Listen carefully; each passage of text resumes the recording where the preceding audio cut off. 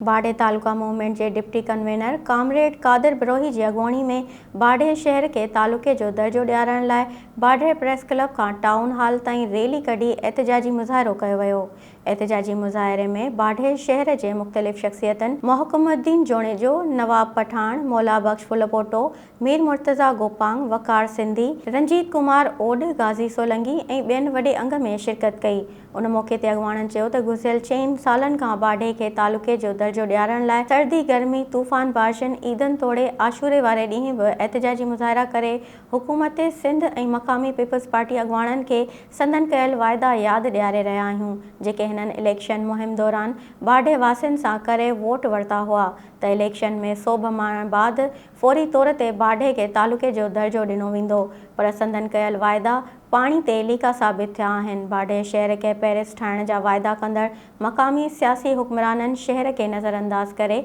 खंडरात में तब्दील करे छॾियो आहे। बुनियादी सहूलतुनि खां महरूम शहरी अज़ाब वारी ज़िंदगी भोगण ते मजबूर बणियल आहिनि। उन्हनि पीपल्स पार्टी चेयरमैन बिलावल भुट्टो ज़रदारी, वज़ीर आला सिंध सैयद मुराद अली शाह ऐं मक़ामी चूंडियल नुमाइंदनि खां मुतालबो कंदे चयो त बाढे के तालुके जो दर्जो ॾेई बाढे वासियुनि में फैलियल बेचैनी ख़त्म कई वञे। ॿी सूरत में इलेक्शन में पीपल्स पार्टी जी मुखालफ़त कई वेंदी ऐं हीअ जिदोजहद तेसिताईं जारी रहंदी जेसिताईं बाढे के तालुके जो दर्जो नथो ॾिनो वञे।